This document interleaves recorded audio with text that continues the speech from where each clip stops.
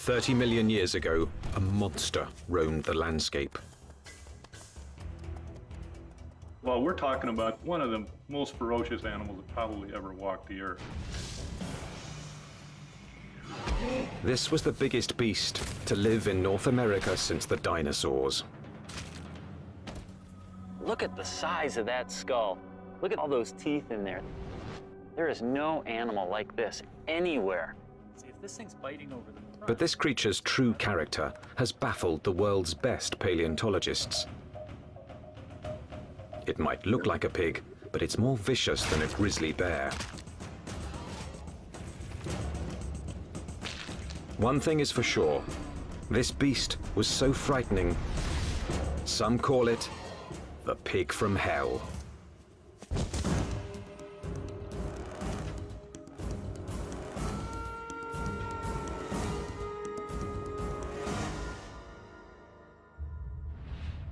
Prehistoric America, 30 million years ago, the dawn of the Oligocene epoch.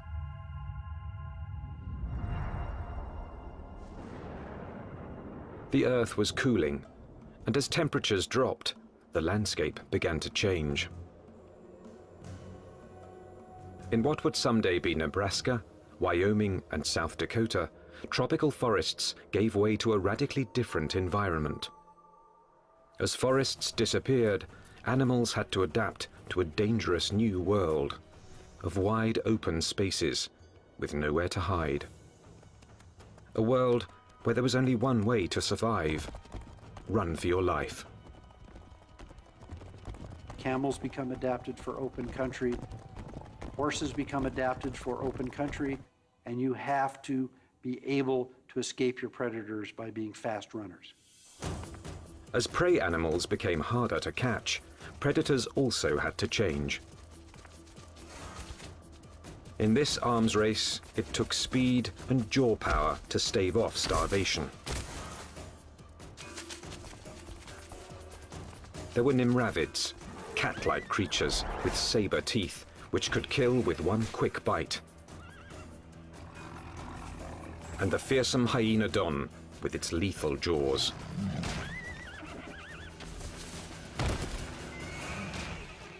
There was another animal stalking these deadly grasslands. Scientists call it the entelodont. More than a meter at the shoulder, weighing in at 270 kilos, entelodont was the Oligocene's #1 menace. Entelodonts, I mean, they were really bad-looking animals that only a mother could love. And if you were another animal on the landscape and you saw one of these things, I think you'd go in the opposite direction. Paleontologists have always looked at the entelodont's sheer power with reverence. But its behavior is one of evolution's most puzzling enigmas. Was it a pure hunter? Or did it use its battle tank body simply to protect itself from other predators? Between the biting and the chewing, you wanted to stay away from the business end of this animal. Just look at it. Look at the size of that skull. Look at all those teeth in there. There is no animal like this anywhere. Entelodont's name means perfect-toothed. Its teeth were driven by a perfect system, which gave this creature a ferocious bite.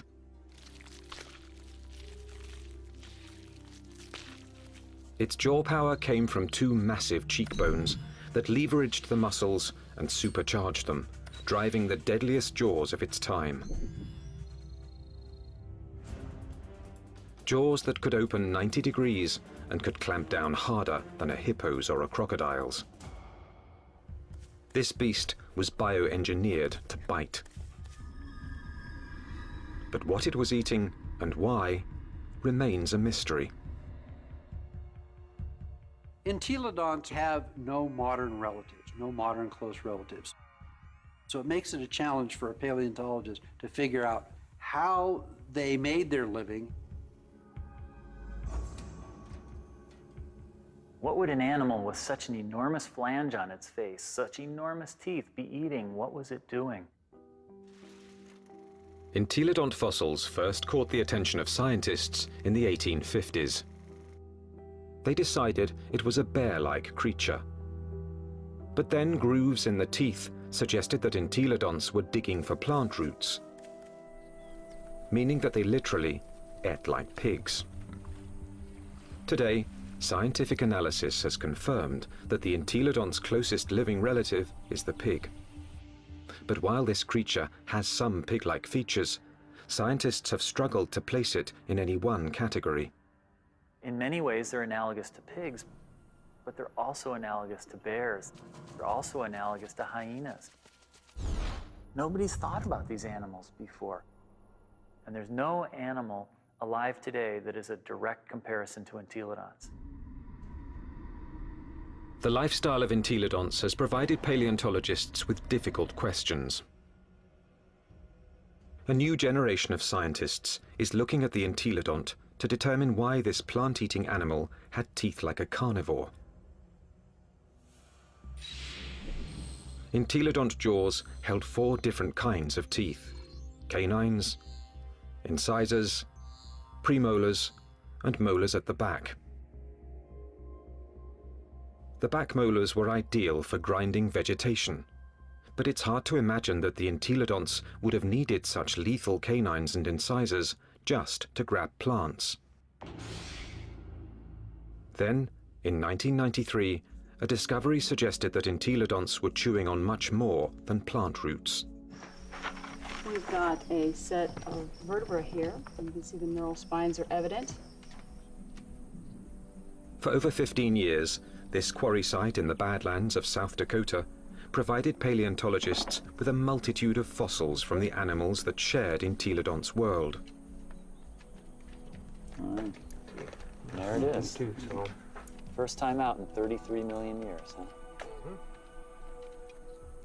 30 million years ago, this place was a watering hole crowded with rhinos, camels, and early horses.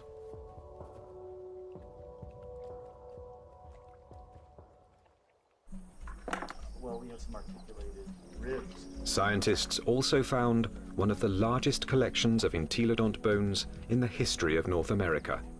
So many that they dubbed the site the Big Pig Dig.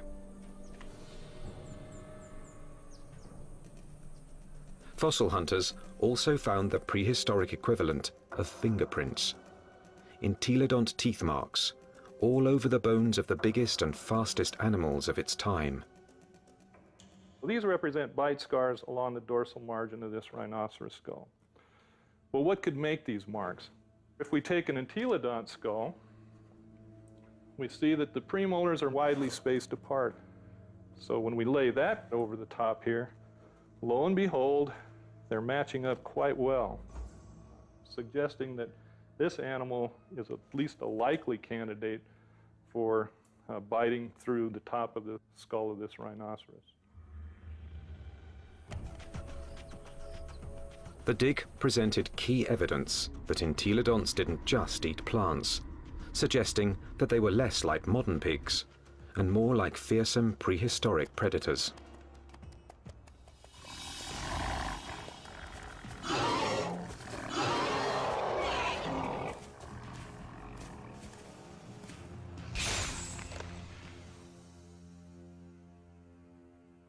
If we look at the front of the mouth of an entelodont, it's got a very strong bite that's interlocking. The teeth come together like that. The tips of the teeth don't touch each other, so it's not really specialized for cropping vegetation. In addition to interlocking, the front teeth angled slightly forward, giving entelodonts the ability to grab and nip, something plant eaters don't need, but meat eaters do.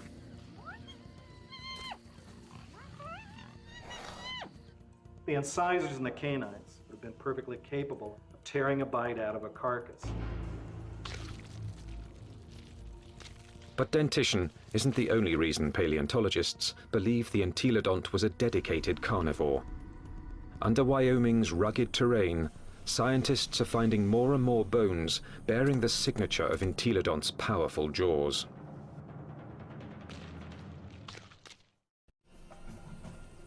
Across the Great Plains of North America, scientists are investigating a prehistoric pig. Entelodont has the teeth and jaws of a fierce predator, but its long, thin legs and cloven hooves suggest it might not be a very good hunter, because it couldn't use them to grab prey. Who was this beast, nicknamed the Pig from Hell? One veteran fossil hunter believes he's found the answer. I look at him as an attack predator, that he was top-of-the-line predator, just like the lion is today in Africa, and just like T-Rex was in the late Cretaceous. Paleontologist Kent Sundell has great respect for this creature's power to kill. At Wyoming's White River Formation, he's found what he thinks is ultimate proof of its hunting prowess.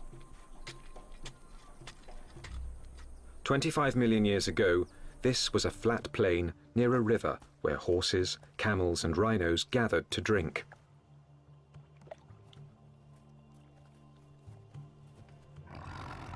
Fierce carnivores, such as hyenodons and saber-toothed cats, were also drawn here. It was the perfect spot to ambush and kill the unwary prey animals. In 1998, Dr. Sundell found the mangled skeletons of 7 miniature camels jumbled together. All the bones had been gnawed, and 6 were missing their hind quarters. In theory, they could have been the victims of several predators, like the hyenodon or early saber-toothed cats.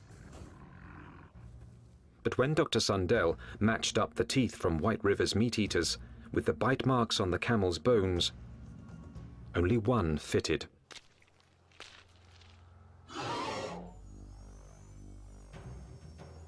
Bite marks alone don't prove these camels were killed by an entelodont, but where the bite marks are might be a clue.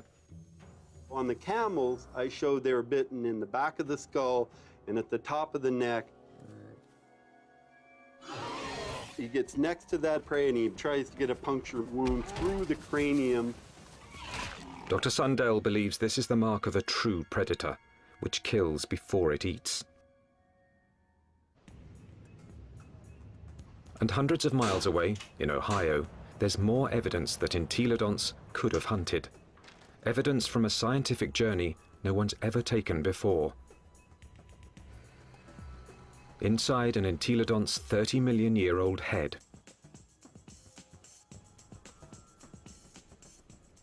At Ohio University, anatomist Larry Whitmer uses a CT scan to electronically model the brain surfaces of prehistoric animals. When he modeled his first entelodont brain, he noticed something unusual. This animal's eye sockets face right back out at us. What that tells us is that this animal almost certainly had binocular vision, meaning the visual fields overlapped, which allowed them to have some depth perception. Larry Whitmer believes entelodont's eyes help to identify it as a predator.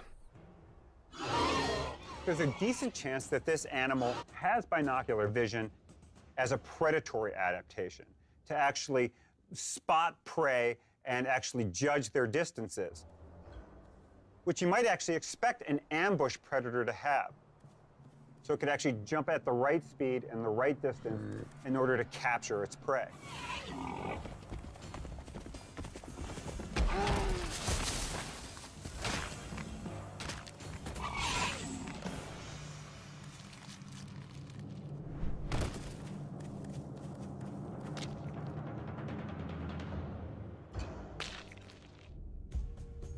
But entelodont's bizarre bioengineering doesn't inspire confidence that it could run and jump.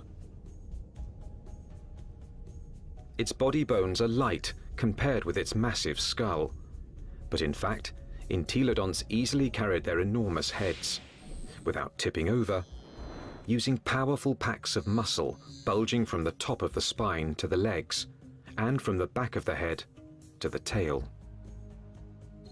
The animal's head was cantilevered out in front of its body with these ligaments that ran from these spines down to the skull. It had full muscle all along either side here, and it had muscles coming from the sternum up to the jaw down here. Massive muscles carried its oversized head.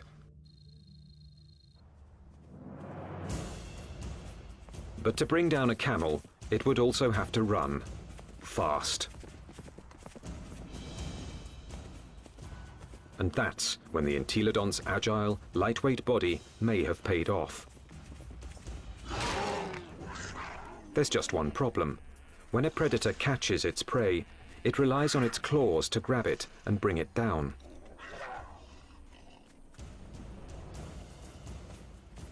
Armed with only cloven hooves, there is no way the entelodont could have captured a fleeing camel. Or is there? It must have been doing something right, because there's compelling evidence that plenty of large mammals ended up as an entelodont's lunch. Well, it looks like there's a lot of bones coming out along here, and right here we have a really large limb bone. And we found evidence that entelodonts have bitten into all sorts of bones, including rhinoceros bones. They've been biting into camels. We found evidence that they were biting into the long bones of rhinos. The bite marks that we see are these two. This would be... Kent Sundell believes White River's camel skulls reveal how a cloven-hooved predator captured its prey. He runs up, he gets next to that other prey, and he tries to get a punctured wound through the cranium or into the very back of the neck. And then the long snouts that I move around. Entelodont expert Scott Foss disagrees with Kent Sundell's scenario. Wherever I can get close enough to. I doubt an entelodont used its teeth in order to capture other prey. It probably used its larger bulk and ability to accelerate to just run into the animal, knock it over.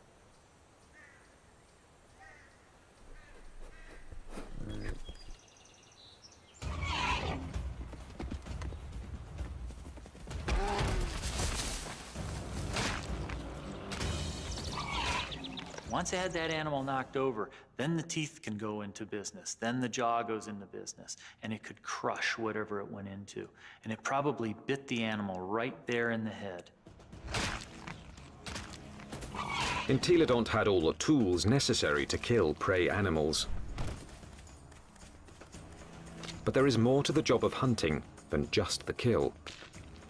A top-flight predator must have the ability to find and ambush its quarry. To understand this part of the process, science needs a fossilized window into an entelodont's world. What would we see if we could follow in an entelodont's 30-million-year-old footsteps? At a fossil site in Nebraska, that's exactly what scientists have done. And these footsteps have led them on the trail of the creature's hunt for food.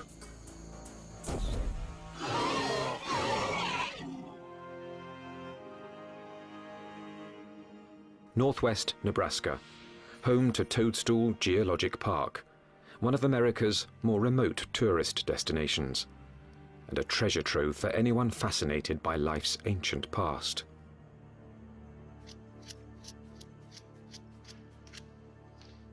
Okay, here's our heel pad. Toe, toe, center hoof, which bears most of the weight, the middle toe. So that makes this a very nice rhinoceros print.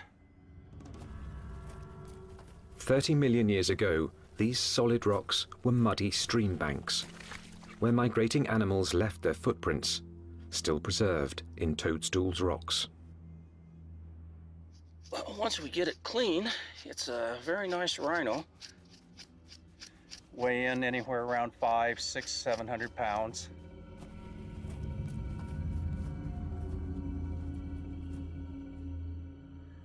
Dave Nixon has spent over 25 years analyzing the fossilized animal tracks of Toadstool Park. So on the first slabs over there. He pours water on 30-million-year-old tracks to make them more visible. He can then interpret the animal's behavior. And he's walking at a deliberate pace, but not excited until he gets to this point. He starts to become stuck in the mud and shows quite a bit of emotion here because he really kicks. Lands here, and he's out of the mud, but he puts another leap in, and the third bound takes him out of our exposure, and we're seeing excitement, if not fear. And if you're a herbivore, somebody always wants you for lunch. The rocks reveal that something was following the rhinos. We also have some smaller tracks. They look really tiny until you realize they're the tips of the toes. And what we have is an entelodont. The entelodont tracks at Toadstool Park give experts like Dave Nixon an unparalleled opportunity to understand how these creatures might have hunted. Because on that day, 30 million years ago, entelodonts weren't the only animals following the rhinos. And we have a set of carnivore tracks over here. These are smaller, and there are some claw marks on the inside. And we have another set right here. That carnivore may have been a hyenodon. 30 million years ago, hyenodon was one of the top carnivores in North America. Its powerful jaws could pin down any prey animal. Then its razor-like teeth would finish the kill. But it also had the patience to track the prey over long distances. The carnivores are following the herd animals who go through first and fairly close. They'd be relatively on the heels of the group.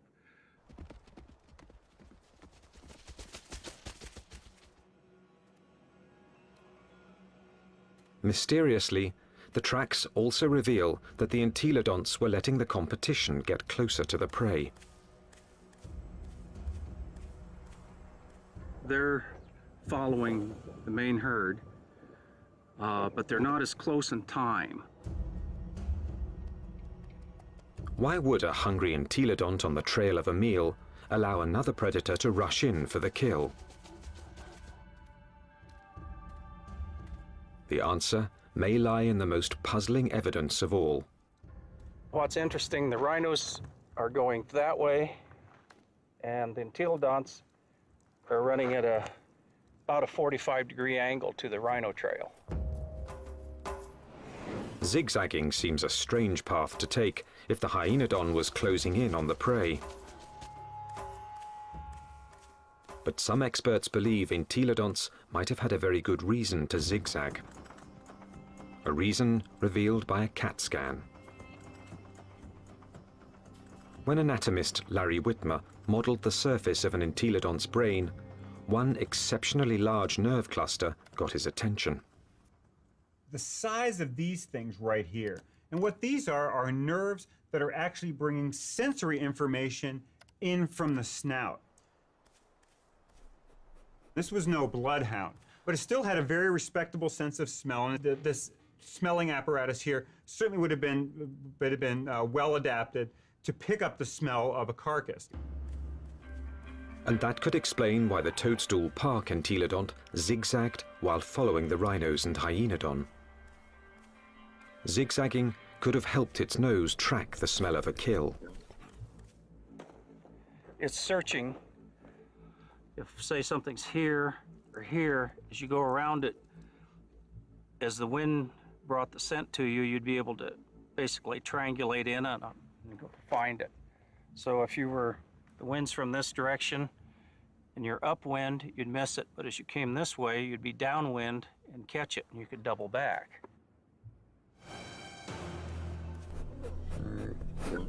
It puts its nose up in the wind, it catches the scent, and then it's going to start zigzagging along, walking from one side of the riverbank to the other until it picks up a smell, and then it'll start zeroing in on it.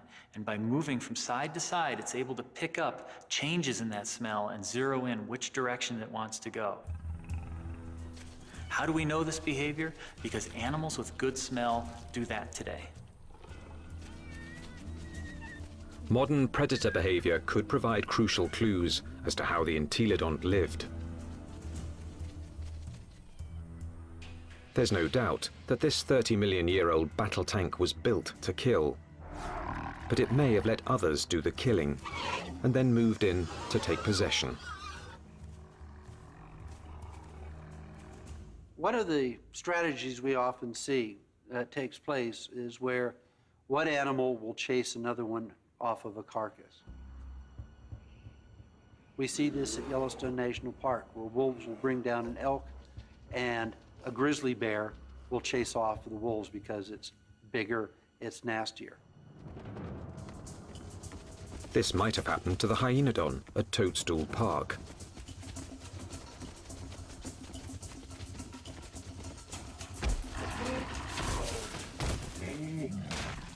The hyenodon has run down and killed an exhausted rhino and is feasting on the carcass until the pig crashes the party. The razor-jawed beast goes from fearsome predator to underdog. The hyenodon might get in a few blows, but the entelodont's bulk would overpower its rival.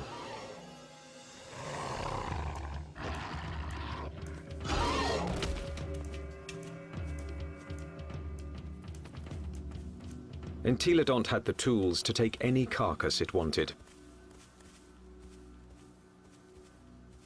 I can't think of any other carnivore that might stand up to it.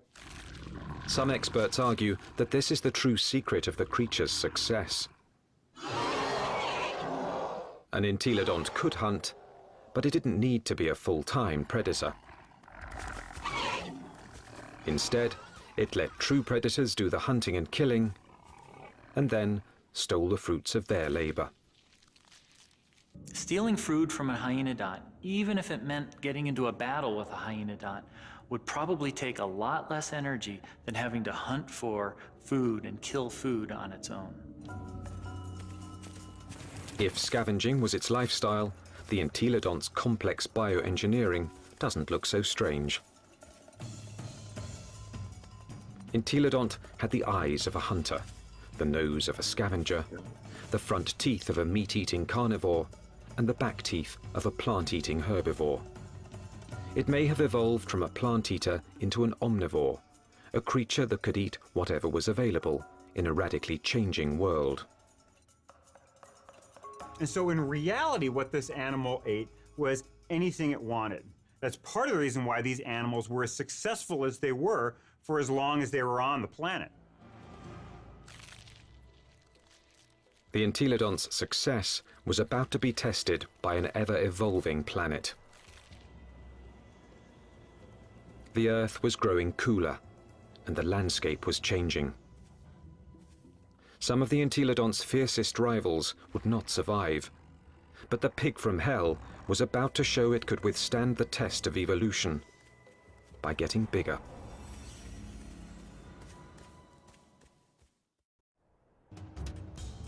"25 million years ago, entelodont reigned supreme.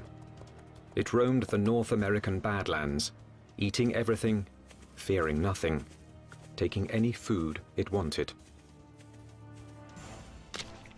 Well, we're talking about the biggest, meanest animal that ever walked the Badlands, and was one of the most ferocious animals that probably ever walked the earth. Nothing could stop the entelodont from dominating their world for millions of years to come. Nothing, that is, except planet Earth. 25 million years ago, the time known as the Miocene began. The Earth grew even colder, and once again, North America began to change. The trend towards drying, a more arid environment continued, and you see woodlands become less frequent, become more scattered, spotty, confined along rivers. So you're talking about an open grassland environment very similar to what we think of the Great Plains today. The fossil record reveals that as plant foods grew more scarce, mass extinctions began. Survival depended on traveling long distances to find something to eat. One of the selective factors that we see going on is animals becoming larger because it enables them to cover larger distances to find the food resources that they need to survive. And that meant that predators were confronted by a life or death problem. Now, the animals they hunted were bigger, faster, and much harder to kill. It's like an arms race. If the prey become much larger, they become too big for carnivores to handle, and so the carnivores have to get larger in order to be able to feed on these larger prey items. Some predators, such as Hyaenodon, couldn't meet the challenge. After 10 million years as North America's apex hunter, it disappeared from the fossil record, and that put Entelodont's survival on the line.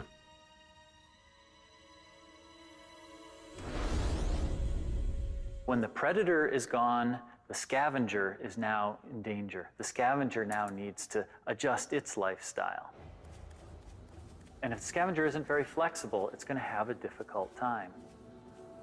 And in fact, the so-called pig from hell disappeared from the fossil record at about the same time. But this species wasn't gone. Entelodonts evolved to rule the North American plains with a vengeance. This pig hadn't become extinct, it had supersized. This new version stood over 2 meters tall and was 4 to 5 times the size of its predecessor. It still had a battle tank body and a sprinter's legs. Its skull and jaws were now even more massive and more intimidating. It was bigger than a modern bison.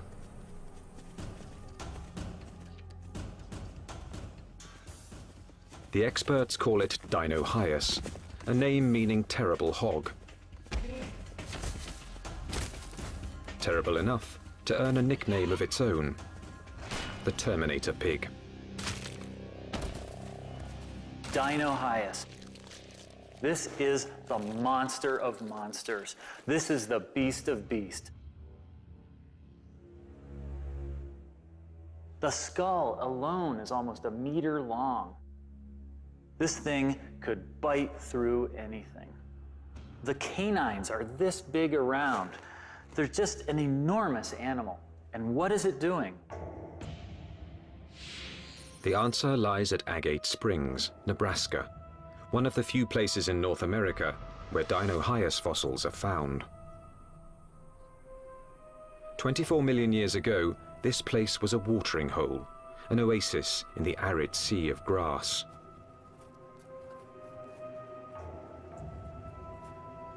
Hundreds of animals, many of them rhinos, gathered here to drink. And as the drier, colder planet killed off their food supply, they came here to die, making Agate Springs a paradise for predators and a favorite haunt of the Terminator pig.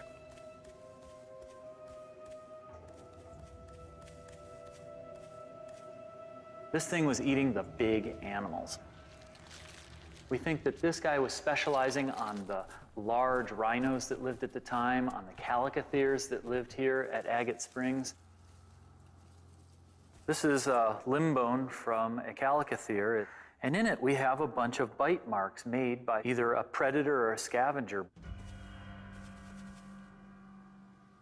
The Entelodont premolar, one of the teeth you find just behind the canine, appears to match these holes very well. When its crushing jaws bit into some of the Miocine's biggest mammals, Dinohyus was chewing on more than meat.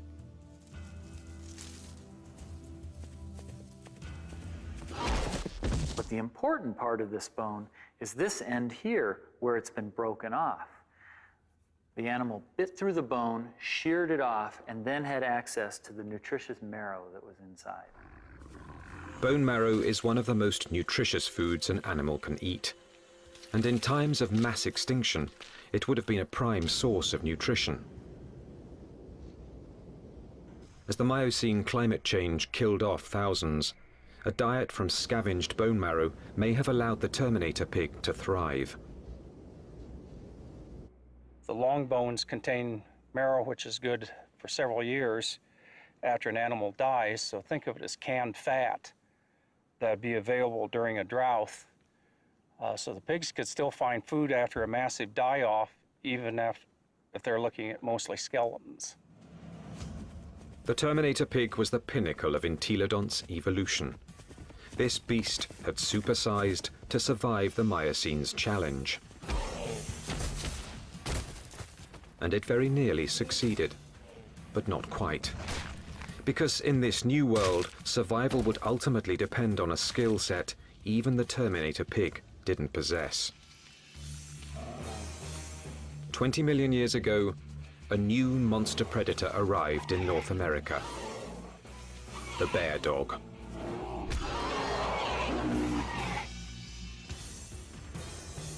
The Miocene epoch, 20 million years ago. In what's now northwest Nebraska, Dinohyus, aka the Terminator pig, is settling down to eat. The chances are good that its meal will be interrupted.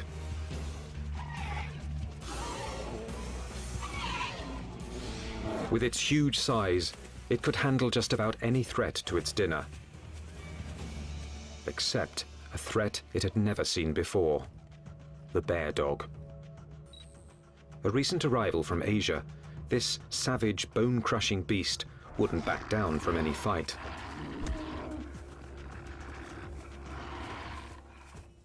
The bear dog migrated from its homeland in China and Mongolia across the Bering Strait to North America about 23 million years ago. Just about the time that North America's top predator, the hyenodon, suddenly disappeared.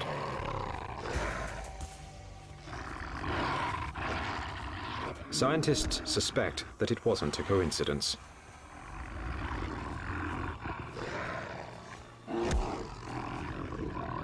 They certainly were probably much better predators in lots of ways compared to hyenodon.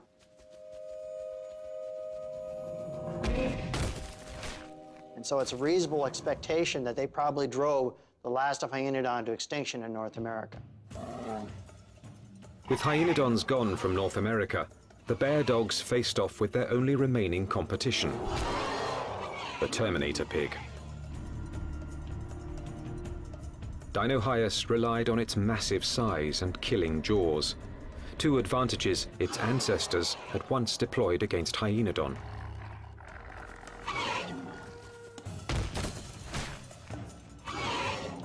But the bear dogs counterattacked with new evolutionary weapons. Its first weapon was speed. With its heavily muscled, top-heavy body, Dinohyus could be a fast runner in short bursts. But on the vast, open plains, the bear dog's bioengineering was perfectly suited for long-distance pursuit of prey that was becoming much harder to catch.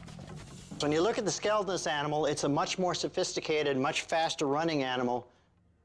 We see longer legs in the horses, longer legs in the camels. So if it came to running down prey items, this animal would have had an advantage. Its next weapon was its teeth. Entelodonts ate well because their jaws and teeth could tear flesh and crush bone to extract its highly nutritious marrow. But bear dogs could do these things just as well. In fact, even better.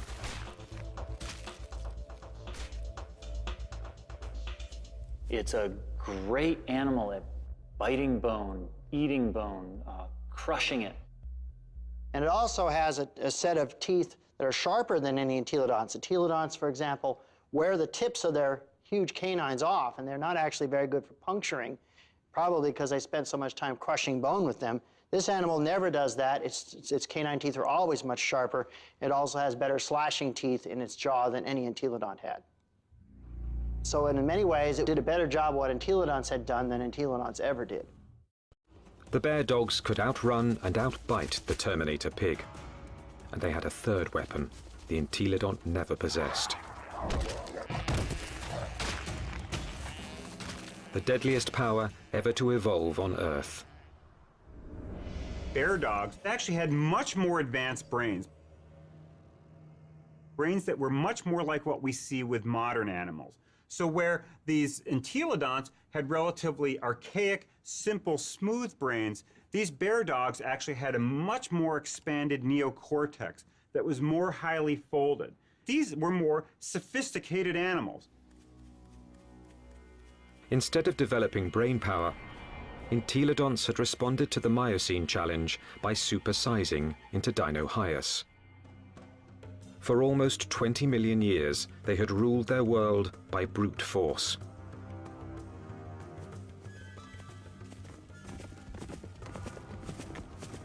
But no more.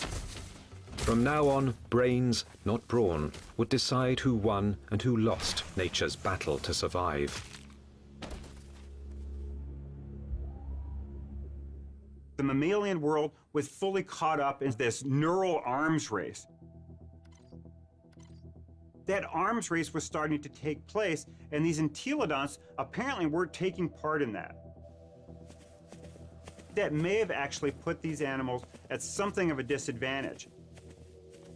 This was an animal that almost certainly was driven mostly by instinct, with fairly predictable, stereotyped responses. This was not a clever animal. In combat, Dinohyus would have been bigger and stronger, but brain power could have given bear dogs the decisive advantage. Today, intelligent predators like wolves make up for their smaller size by hunting in packs to execute a creative plan of attack.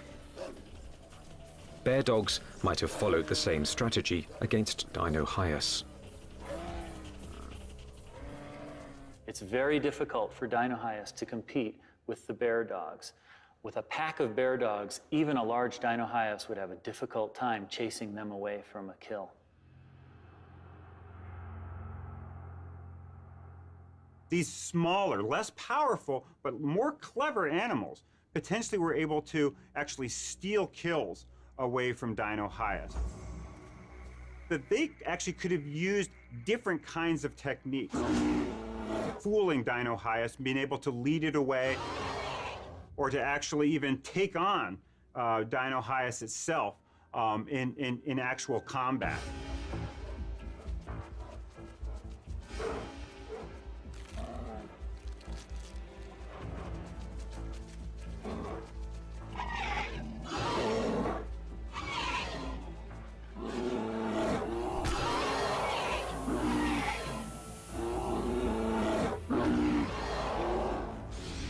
And so this is a more advanced animal in terms of its teeth, in terms of its speed, in terms of its overall body size, and especially in terms of its intelligence. This thing has a much larger brain for its body size than does any entelodont.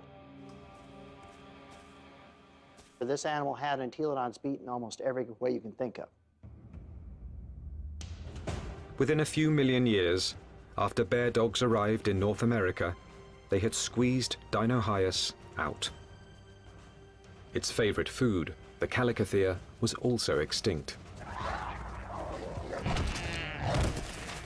Without this meal to sustain its own massive bulk, the Terminator pig was forced to compete directly with bear dogs for smaller prey. And that meager food source wasn't enough. The supersizing that had once guaranteed success was now a fatal flaw. Eventually, it got to the point where it is no longer advantageous to keep getting bigger because you reach a point of diminishing returns, that the amount of food you get by stealing from other animals does not compensate for your needs to maintain a population. Unable to get the calories it needed, the Terminator pig became the last entelodont. So if your prey goes extinct, you're likely to go extinct as well. Just getting large is not a good idea for the future.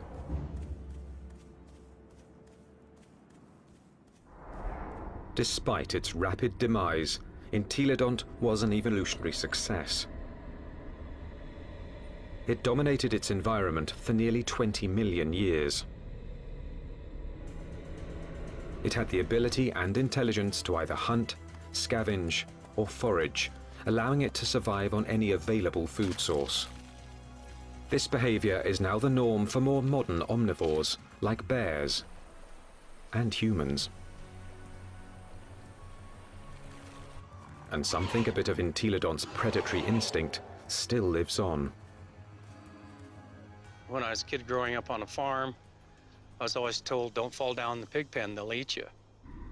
But the entelodont's living legacy isn't what fascinates the experts. Science is unraveling its secrets. Nothing else quite like it has ever walked the earth.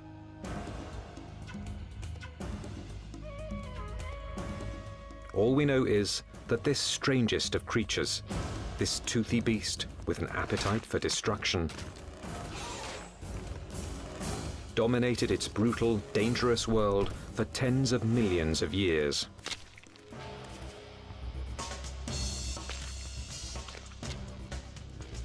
A powerful tribute to the entelodont, perhaps the most unusual and the most mysterious of all prehistoric predators.